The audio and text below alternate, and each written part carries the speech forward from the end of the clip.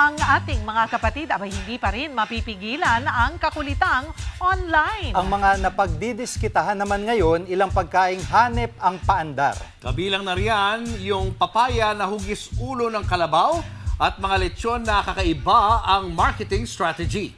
Yan at iba pa tampok sa Kwentos ang Minuto ni Mark Logan. Naniniwala ka ba sa kasabihang pagpogi talagang mahina sa spelling? Dati, dinadaan sa memo ang vacation leave. Ngayon, chat na lang.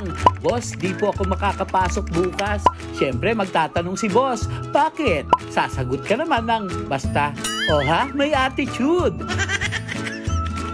Pero may kasabihan tayo na ang kaartehan daw dapat iayon sa basic salary. O mag-safari tayo, umorder ka ng lechon leopard at lechon tiger, dali!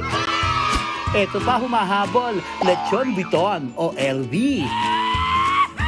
Masama daw sa taong laging puyat kaya gumawa ng paraan para matulog kahit tanghaling tapat. Nakakita na ba kayo ng papayang palaban? Kalabaw lang ang peg niyan. Ganda ng arkitekto nito, Stairway to Heaven.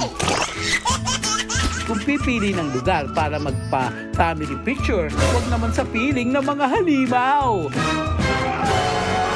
Kung may babala na huwag tatawid, nakamamatay, meron ding babala na huwag tatawid, nakakahiya.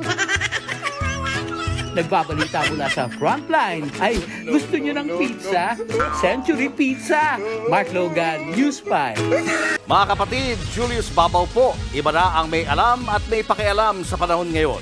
Para sa Frontline ng mga balita, mag-follow at mag-subscribe sa social media pages ng News 5.